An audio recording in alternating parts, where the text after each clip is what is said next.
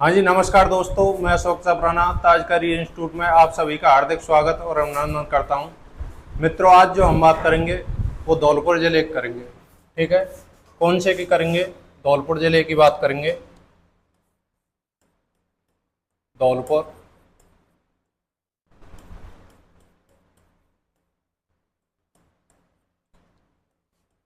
देखो, धौलपुर की सबसे पहले इसकी स्थापना देखते हैं। स्थापना किसने की थी? स्थापना की थी इसकी दौलभदेव तोमर ने। दौलभदेव तोमर। उसके बाद इसके उपनामों की बात करते हैं। उपनाम क्या थे? उपनाम देखो इसके, मैंने आपको बताया था करौली को क्या कहा जाता है? डांग की रानी कहा जाता है। इसे क्या कहा जाएगा? डांग का राजा। डांग का राजा या बियड़ों का राजा। डांग का राजा। दूसरी बात, यहाँ पर लाल पत्थर मिलता है और लाल पत्थर का प्रयोग होने के कारण इसे डायमंड सिटी कहा जाता है। क्या कहा जाता है? Diamond city. डायमंड सिटी कहा जाता है। एक तो क्या कहा जाता है? डांग का राजा कहा जाता है। एक क्या कहा जाता है? डांग सिटी कहा जाता है। दूसरे देखें, यह राजस्थान का पूर्वी प्रवेश द्वार कहलाता है। राजस्थान का पूर्वी प्रवेश द्वार। राजस्थान के सर्व पूर्व में स्थित है। राजस्थान के सबसे पूर्व में स्थित है। तो पूर्व में स्थित होने के कारण जो राजस्थान में जैसे एंट्री लेते हैं तो इसी जिले से लेनी पड़ती है, धौलपुर से। इसलिए इसे क्या कहा जाता है? राजस्थान का पूर्वी प्रवेश द्वार कहा जाता है। एक देखें इसको, इसे क्या कहा जाता है? धौलपुरी या धवलपुरी। धौलपुरी या धवलपुरी। धवलपुरी। ये क्या हुए इसके? ये हुए इसके उपनाम। उसके बाद देखेंगे इसकी स्थिति कहाँ आती है। आप जानते हैं स्थिति अगर हम देखेंगे तो ये उत्तर दिशा, ये दक्षिण दिशा, ये पूर्व दिशा और ये कौन सी हुई? पश्चिम दिशा। अगर हम इसे देखेंगे स्थिति इसकी कहाँ आती है तो ये आएगी पूर्वी राजस्थान में। कहाँ आएगा? देखो, सबसे पूर्व में स्थित है और सबसे पूर्व में स्थित होने के कारण स्थिति क्या आएगी इसकी? पूर्वी राजस्थान। स्थिति क्या आएगी? पूर्वी राजस्थान। पूर्वी राजस्थान आएगी स्थिति। ठीक है सर। उसके बाद देखते हैं भौतिक दृष्टि से कौन से में आएगा। तो भौतिक दृष्टि से आएगा ये, भौतिक दृष्टि से या भौतिक विभाजन की दृष्टि से पूर्वी मैदान में। कौन से में आएगा? पूर्वी मैदान में। उसके बाद देखें इसकी सीमा रेखा देखें। सीमा देखें इसकी, तो सीमा इसकी दो से लगती है। एक तो लगेगी यूपी के और प्लस एक लगेगी एमपी के साथ। ठीक है, उत्तर प्रदेश के साथ भी लगेगी और एमपी के साथ भी लगेगी। एक बार ये क्वेश्चन पूछ लिया गया था कि राजस्थान का ऐसा जिला जिसकी जो संस्कृति है वो उत्तर प्रदेश और मध्य प्रदेश दोनों के साथ मिलती है। ठीक है, तो इसकी जब दोनों राज्यों से सीमा लगेगी तो इसकी संस्कृति भी दोनों से मिलेगी। ठीक है, तो ये ध्यान रखना आपको, राजस्थान का ऐसा जिला जिसकी संस्कृति दो राज्यों से मिलती है, उत्तर प्रदेश और मध्य प्रदेश। तो उत्तर क्या देना आपको? धौलपुर देना है। यहां देखें हम सीमा रेखा की बात करें। सीमा रेखा अंतरराज्यीय सीमा लगाता है उत्तर प्रदेश प्लस मध्य प्रदेश दोनों के साथ। ठीक है, उत्तर प्रदेश और मध्य प्रदेश दोनों के साथ क्या लगाता है? अंतरराज्यीय सीमा लगाता है। नेक्स्ट बात करते हैं हम, वो देखेंगे यहाँ की जलवायु कैसी है। जलवायु, तो जलवायु है यहाँ की आर्द्र जलवायु। आर्द्र जलवायु है तो इसे कोपेन के अनुसार देखेंगे तो क्या आएगी? कोपेन के अनुसार CWG। कोपेन के अनुसार क्या है? CWG। वैसे कौन सी है? आर्द्र जलवायु है। ठीक है, नेक्स्ट बात करते हैं यहाँ पर, वो करेंगे मिट्टी कैसी है यहाँ की? जलोढ़। मिट्टी जलोढ़ मृदा है। जलोढ़ मृदा वनस्पति कैसी है? वनस्पति है पतझड़ी, वनस्पति पतझड़ी। जलोढ़ मृदा पतझड़ी वनस्पति। शुभंकर क्या है यहाँ का? पंचीरा। शुभंकर क्या है? पंचीरा। पंचीरा शुभंकर है। और एक बात करेंगे हम यहाँ पर लिंगानुपात की। लिंगानुपात, लिंगानुपात कितना है? 8 से 46। ठीक है, पंचीरा शुभंकर। और लिंगानुपात कितना है? 8 से 46। उसके बाद आएगा जनसंख्या घनत्व। घनत्व कितना है यहाँ का? घनत्व होता है इसका 3 से 98। ये हुई इस जिले के बारे में बिल्कुल सामान्य जानकारी। ठीक है, पंचीरा शुभंकर, लिंगानुपात 8 से 46 और क्या है? घनत्व कितना? 3 से 98। ठीक है सर। नेक्स्ट बात करेंगे तो नेक्स्ट बात आएगी यहाँ पर नदियों की। क्या बात आएगी? नदियों की। और नदियों में यहाँ सर्वप्रथम आएगी चंबल नदी। कौन सी नदी आएगी? चंबल नदी। चंबल नदी के बारे में हम कई जिलों में बात कर चुके हैं, पहले भी कर चुके हैं। देखो, चंबल नदी का उद्गम कहाँ से होगा? उद्गम होगा जनापाव की पहाड़ी से। चंबल नदी का उद्गम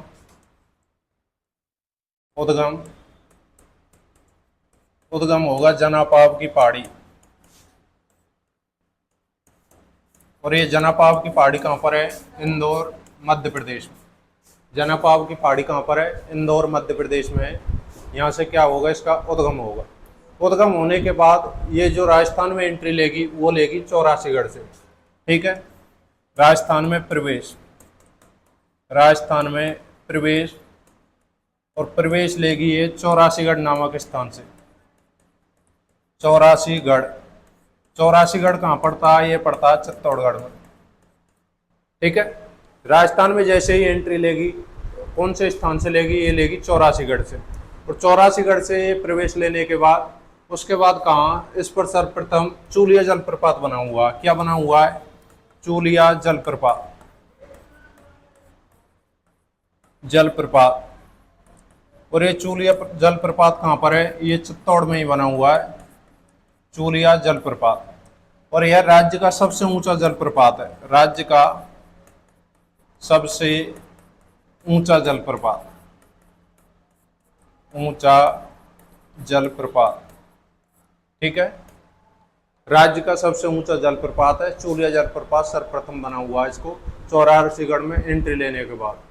उसके बाद देखें, इस पर एक बना हुआ राणा प्रताप सागर बांध। राणा प्रताप सागर बांध, प्रताप सागर बांध। और ये राणा प्रताप सागर बांध है, ये कहाँ बना हुआ है? ये भी चित्तौड़गढ़ में बना हुआ है। ठीक है, और ये राणा प्रताप सागर जो बांध है, ये जल भराव की दृष्टि से सबसे बड़ा बांध है। ठीक है, जल भराव की दृष्टि से सबसे बड़ा बांध, जल भराव की दृष्टि से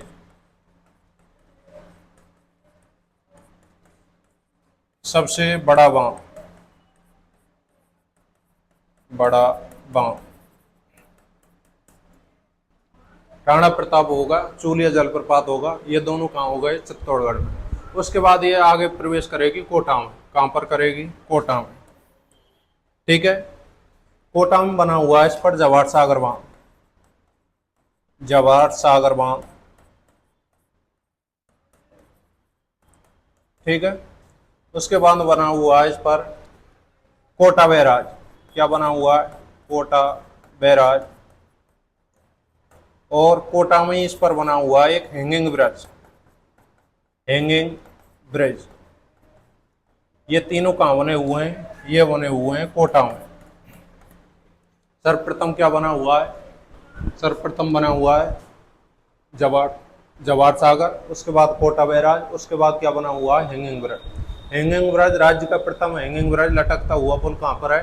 चंबल नदी के किनारे। कहाँ पर है? कोटा में। लेकिन क्वेश्चन आता है कि राजस्थान का दूसरा जो हैंगिंग ब्रिज है वो कहाँ पर है? तो वो है अनास नदी पर। कहाँ पर है? अनास नदी। राज्य का दूसरा हैंगिंग ब्रिज अनास नदी और बांसवाड़ा में। कहाँ पर है? बांसवाड़ा में। दोनों चीज नोट करना, ये करंट का क्वेश्चन है। राज्य का प्रथम हैंगिंग ब्रिज तो कहाँ पर है? कोटा में है। लेकिन दूसरा हैंगिंग ब्रिज कहाँ पर है, अनास नदी के किनारे बांसवाड़ा में। ठीक है सर। उसके बाद देखते हैं यहाँ पर इसके बारे में सामान्य जानकारी देखें तो यह राज्य की सबसे लंबी नदी है, राज्य की सबसे लंबी नदी है। ठीक है, राज्य की सबसे लंबी नदी है। और सबसे बड़ी नदी कौन सी है, वो है बनास नदी। ठीक है, बड़ी कौन सी है, बनास नदी। सबसे लंबी कौन सी है, लंबी है चंबल नदी। उसके बाद देखें यहाँ पर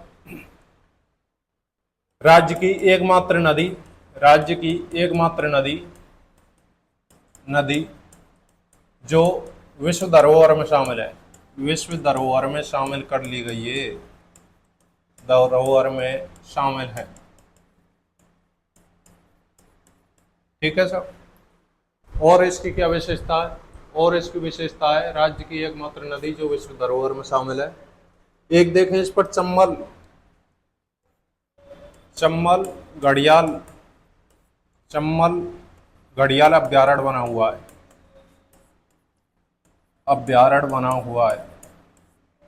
चंबल घड़ियाल अभ्यारण्य बना हुआ है। यह राजस्थान, एमपी और यूपी तीनों का संयुक्त है। ठीक है, राज्य का एकमात्र कैसा है, ये अंतरराज्यीय अभ्यारण्य।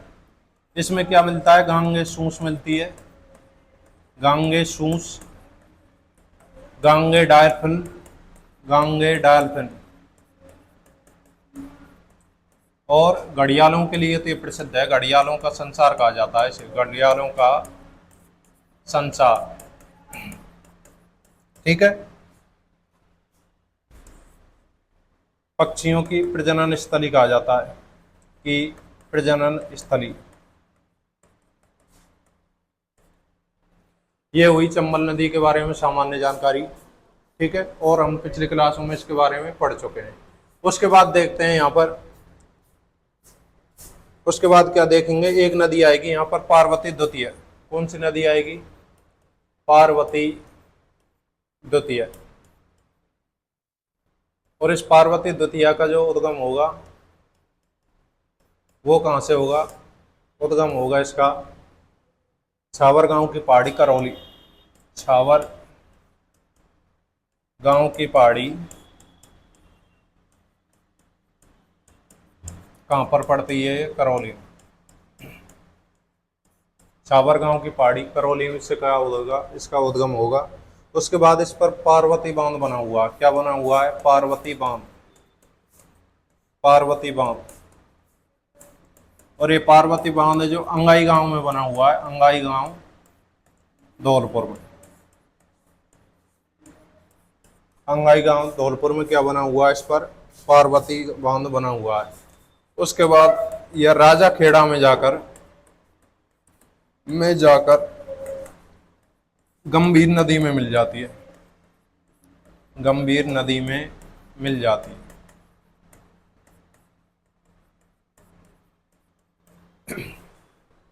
पार्वती द्वितीय की बात करते हैं, छावर गांव की पहाड़ी करौली से उद्गम होगा।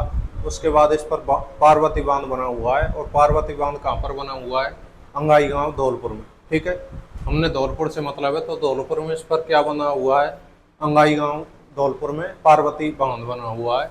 और धौलपुर में ही राजा खेड़ा तहसील में जाकर किस में नदी मिल जाती है, गंभीर नदी में मिल जाती है। ठीक है सर।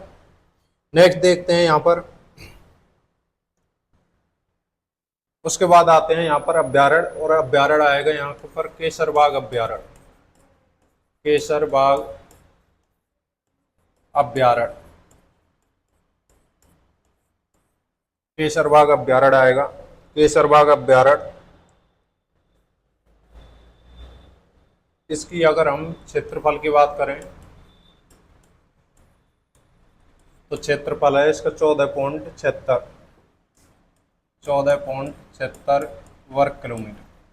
ठीक है, उसके बाद देखें, इसमें वैसे कोई खास विशेषता है नहीं, लेकिन महाराजा उदयभान सिंह का निवास था ये, इसी में क्या बना हुआ है, महाराजा उदयभान सिंह का निवास बना हुआ है, निवास बना हुआ है। महाराजा उदयभान सिंह का क्या बना हुआ है, इसमें निवास बना हुआ है केसरबाग अभ्यारण्य। उसके बाद वर्तमान में इसमें एक मिलिट्री स्कूल चल रहा है। वर्तमान में इसमें क्या चल रहा है, वर्तमान में इस अभ्यारण्य में इसमें एक मिलिट्री स्कूल चल रहा है, मिलिट्री स्कूल चल रहा है। ठीक है, क्या चल रहा है इसमें, एक मिलिट्री स्कूल चल रहा है। उसके बाद आएगा यहाँ पर वन विहार अभ्यारण्य, वन विहार अभ्यारण्य, छोटा सा अभ्यारण्य वन विहार अभ्यारण्य। रामसागर अभ्यारण्य आएगा, रामसागर अभ्यारण्य। ठीक है, रामसागर अभ्यारण्य वन विहार अभ्यारण्य। इसकी जो स्थापना हुई थी वो हुई थी 1955 में। स्थापना कब हुई थी, 1955 में हुई थी। क्षेत्रफल की अगर हम बात करें तो क्षेत्रफल है इसका 34.40 वर्ग किलोमीटर। क्षेत्रफल कितना है, 34.40 वर्ग किलोमीटर। ठीक है सर। नेक्स्ट आएगा यहाँ पर चम्बल घड़ियाल अभ्यारण्य, घड़ियाल अभ्यारण्य। इसके बारे में हमने अभी बात कही थी। चम्बल घड़ियाल अभ्यारण्य, इसे संचारों घड़ियालों की क्या कहा जाता है, संचार कहा जाता है, घड़ियालों का संचार, घड़ियालों का संचार।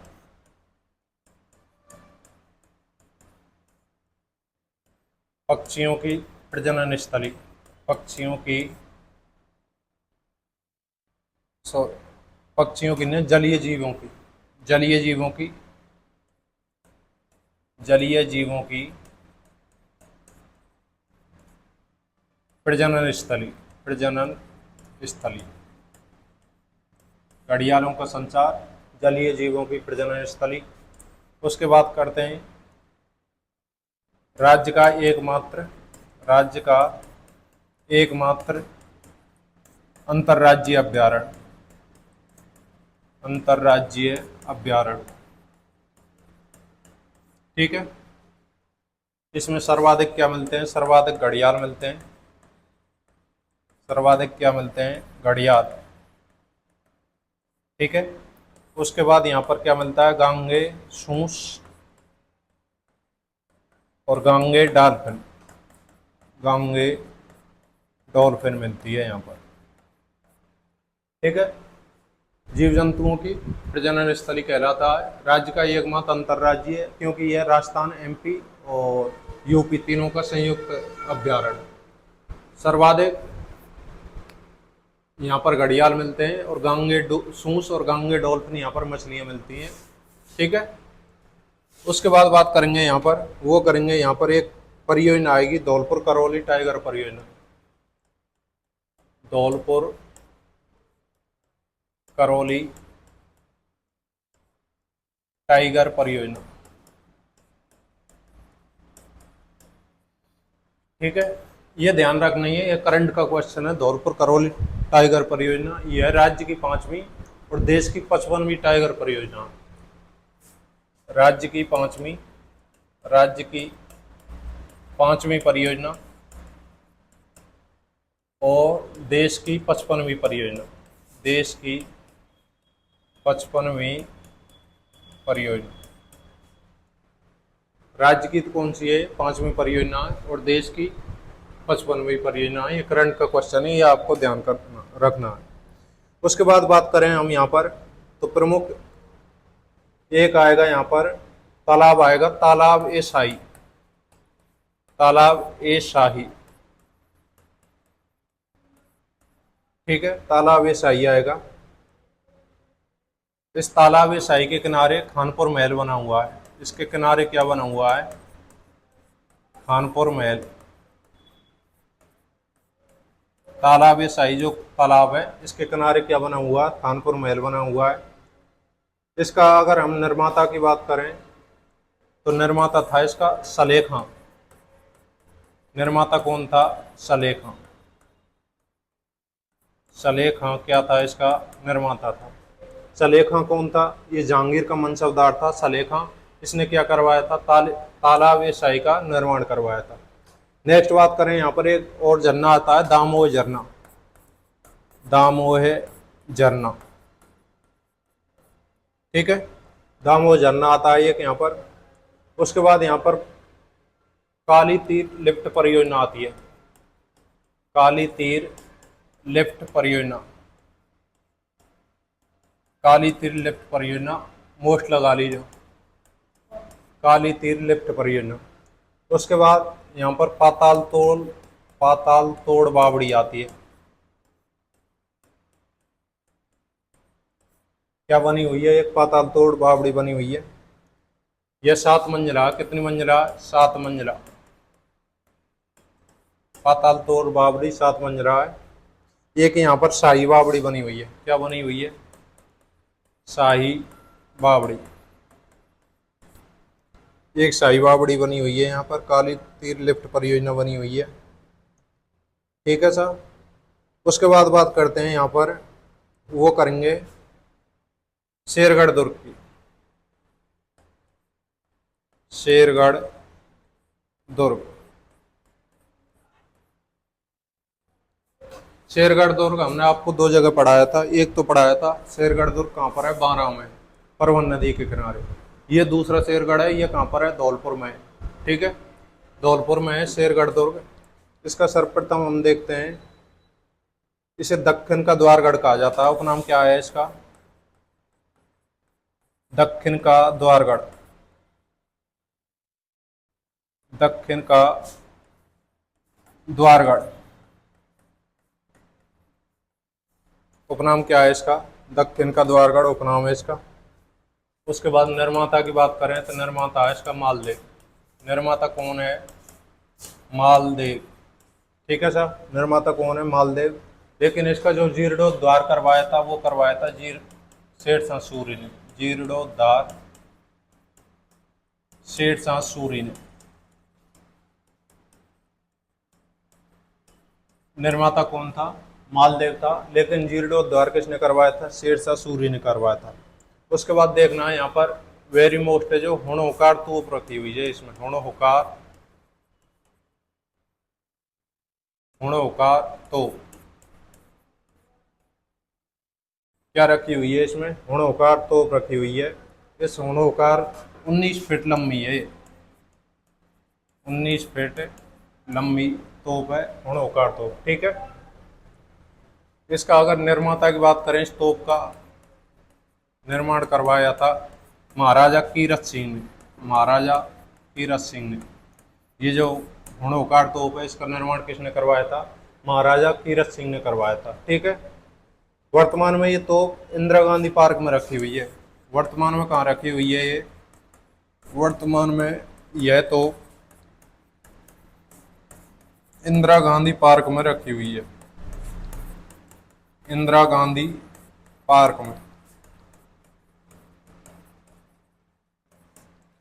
मेन बाजार इंदिरा गांधी पार्क में वर्तमान में रखी हुई है ये हुणोकार तोप। निर्माता कौन था इसका? कीरत सिंह था। और कितनी लंबी है ये? 19 फीट लंबी है, ठीक है सर। ज्यादातर तोप ही पूछेंगे, ये तोप कहाँ पर है तो आपको बताना शेरगढ़ दुर्ग में। उसके बाद देखें यहाँ पर एक शेर शाह मस्जिद बनी हुई है। शेर शाह मस्जिद बनी हुई है। शेर शाह मस्जिद बनी हुई है यहाँ पर।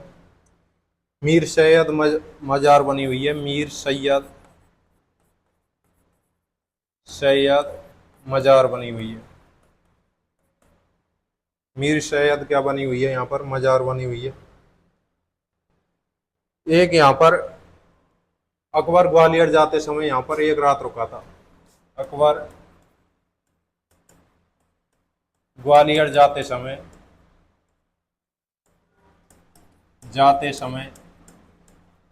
इस दुर्ग में एक रात रुका था। एक रात रुका था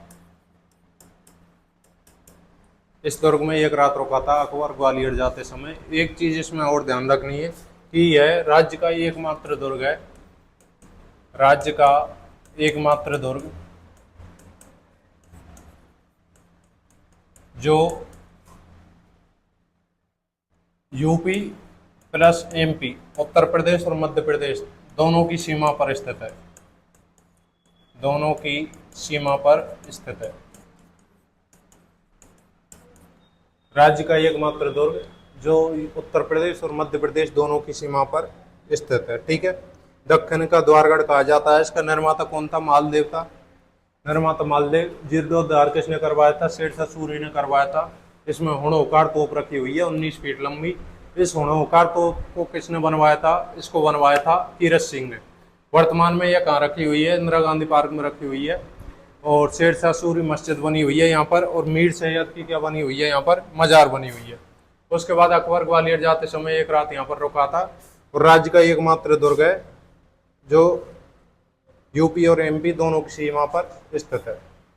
उसके बाद यहाँ पर एक और दुर्ग आएगा, वो है गुम्मट का दुर्ग। गुम्मट का दुर्ग। ठीक है। कौन सा दुर्ग है? गुम्मट का दुर्ग है। नेक्स्ट देखते हैं यहाँ पर बांडी का युद्ध होता है। बांडी का युद्ध। और ये बांडी का युद्ध कब होगा? ये होएगा 15 से 18 में। 15 से 18 राणा सांगा, राणा सांगा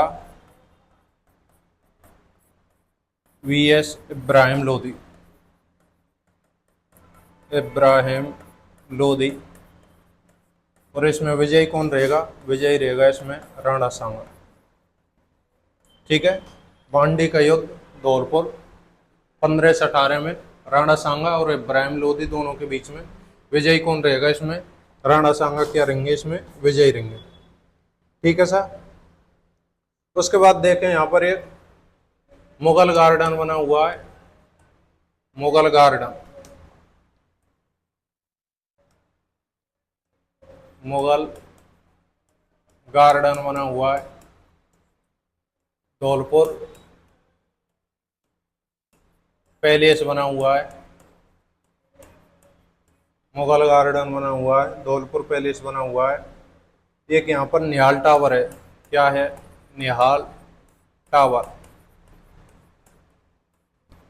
और ये निहाल टावर है, यह 8 मंजिला। कितनी मंजिला है? 8 मंजिला।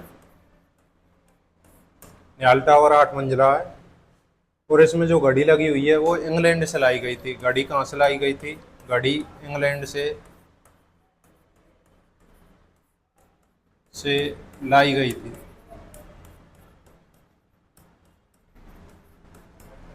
घड़ी कहाँ से लाई गई थी? ये घड़ी लाई थी इसमें इंग्लैंड से। ठीक है। इस निहाल टावर का जो निर्माण करवाया था वो करवाया था निहाल सिंह ने। निर्माता कौन है? निहाल सिंह। निहाल टावर का निर्माता कौन है? निहाल सिंह है। लेकिन इसको पूर्ण किसने करवाया था? राम सिंह ने। पूर्ण किसने करवाया था? राजा राम सिंह ने। ठीक है। इंग्लैंड से इसमें घड़ी लगाई थी, 8 मंजिला है। और निर्माता कौन थे? निहाल सिंह थे। पूर्ण किसने करवाया था? राम सिंह ने करवाया था निहाल टावर। ठीक है सर। नेक्स्ट बात करते हैं, यहाँ पर एक बीबी जरीना का मकबरा है। बीबी जरीना का मकबरा।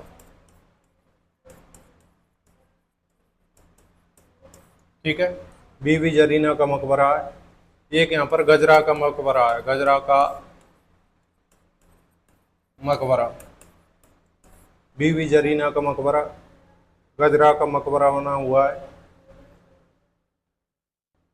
उसके बाद देखें यहाँ पर प्रमुख मंदिर। और मंदिरों में आएगा यहाँ पर चौपड़ा शिव मंदिर। चौपड़ा शिव मंदिर। चौपड़ा शिव मंदिर आएगा। और सैपऊ महादेव मंदिर। सैपऊ महादेव मंदिर। सैपऊ महादेव मंदिर, चौपड़ा मंदिर, सैपऊ महादेव मंदिर। इसमें जो मेला लगता है वो लगता है माघ चतुर्थी। माघ चतुर्थी, चतुर्दशी, माघ चतुर्दशी और श्रावण चतुर्दशी। श्रावण चतुर्दशी।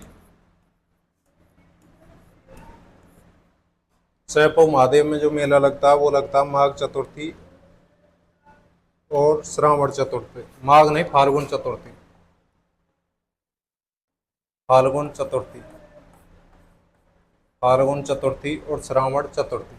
उसके बाद आता है यहाँ पर मचकुंड। मचकुंड नामक स्थान आता है। इसे क्या कहा जाता है? तीर्थों का भांजा कहा जाता है। तीर्थों का मामा किसे कहा जाता है? पुष्कर को, ठीक है। और भांजा किसे कहा जाता है? मचकुंड को। मेला कब लगता है यहाँ पर? मेला लगता है यहाँ पर भाद्रपद शुक्ल छठ को। भाद्रपद शुक्ल छठ को क्या लगता है यहाँ पर? मेला लगता है, ठीक है सर। नेक्स्ट बात करेंगे हम यहाँ पर एक 64 योगिनी का मंदिर बनाओ। 64 योगिनी का मंदिर, 64 योगिनी का मंदिर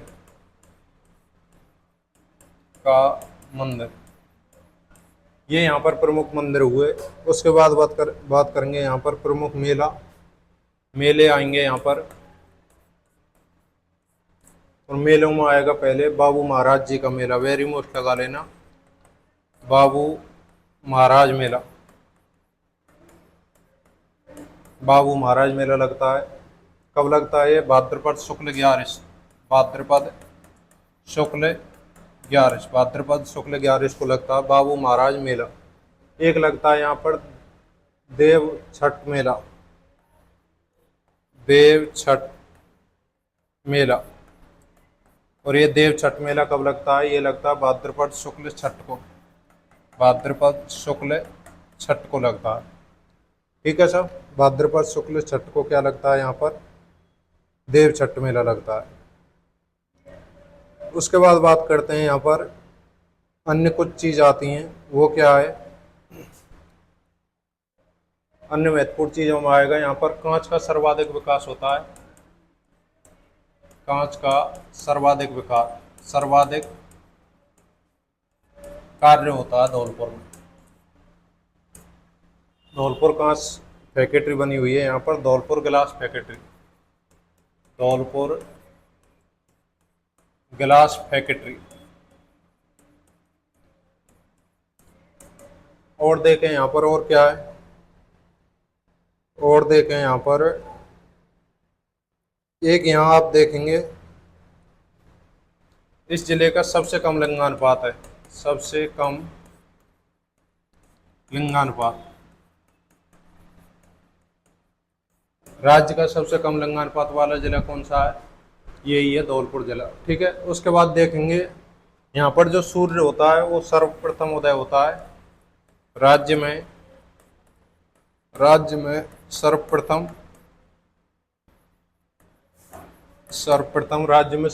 सूर्योदय व सूर्यास्त, सर्वप्रथम सूर्योदय व सूर्यास्त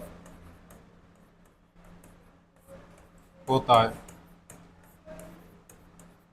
राज्य में। सर्वप्रथम यहाँ पर सूर्योदय होता है और सर्वप्रथम सूर्यास्त होता है, क्योंकि सबसे पूर्वी स्थान पर स्थित है, ठीक है। उसके बाद देखें हम एक बार मैं इसे पुनः रिपीट करना चाहूंगा। देखो, हमने बात की थी आज धौलपुर जिले की, ठीक है।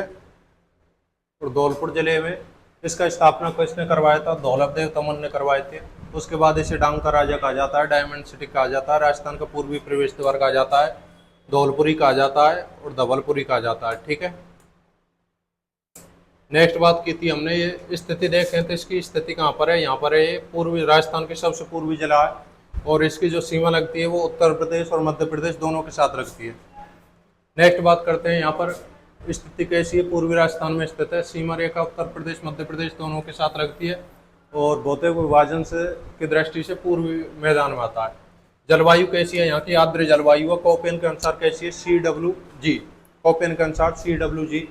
और शुभंकर क्या है यहाँ का? पंचीरा, लिंगानुपात 8 से 46 और घनत्व कितना? 398।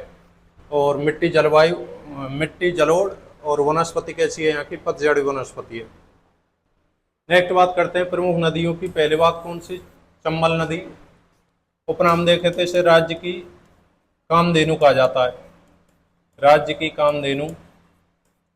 चर्मण्यवती, चर्मण्यवती, चर्मण्यवती या चपलवती, चपलवती, ठीक है। उसके बाद जनपाव की पहाड़ी से इसका उद्गम 84गढ़ से प्रवेश करती है। चूलिया जलप्रपात बना हुआ है, राणा प्रताप सागर बांध बना हुआ है, जवाहर सागर बांध, कोटा बैराज, हैंगिंग ब्रिज बना हुआ है। राज्य का प्रथम हैंगिंग ब्रिज, ठीक है। और राज्य का द्वितीय हैंगिंग ब्रिज कहाँ है, अनास नदी, बांसवाड़ा। नेक्स्ट बात की थी हमने यहाँ पर राज्य की सबसे लंबी नदी है, राज्य का एकमात्र नदी जो विश्व धरोहर में शामिल है, और इस पर चंबल घड़ियाल अभ्यारण्य बना हुआ है। इसके बारे में हमने आगे बात की है। पार्वती नदी छावर गांव की पहाड़ी से उद्गम होता है, पार्वती बांध बना हुआ है इस पर, राजा खेड़ा में जाकर गंभीर नदी में मिल जाती है, ठीक है साहब। नेक्स्ट बात करते हैं यहाँ पर केसरबाग अभ्यारण्य, क्षेत्रफल 14.76 और महाराजा उदयवान सिंह का इसमें निवास स्थान बना हुआ है, और वर्तमान में एक मिलिट्री हॉस्पिटल, मिलिट्री स्कूल चल रहा है इसमें। उसके बाद वन विहार अभ्यारण्य और रामसागर अभ्यारण्य, इनको पूछ लेते हैं ज्यादातर। वन विहार का संबंध किस जिले से आता है और रामसागर का संबंध किस जिले से आता है, इनको मोस्ट लगा लेना। नेक्स्ट बात चंबल घड़ियाल अभ्यारण्य की बात की थी। घड़ियालों का संचार कहा जाता है, जलीय जीवों की प्रजनन स्थली कहा जाता है। राज्य का एकमात्र अंतर्राज्यीय अभ्यारण्य, सर्वाधिक घड़ियाल मिलते हैं यहाँ पर, गांगे सूंस मिलती है और गांगे डॉल्फिन मिलती है। नेक्स्ट बात की थी हमने धौलपुर करौली परियोजना की थी। राज्य की पांचवी और देश की 55वीं परियोजना। तालाबी शाही बना हुआ है, इसके किनारे कानपुर महल बना हुआ है, और इस तालाबी शाही का जो निर्माण करवाया था वो करवाया था सलेह खान ने, ठीक है। यहाँ पर एक दामोह झरना बना हुआ है।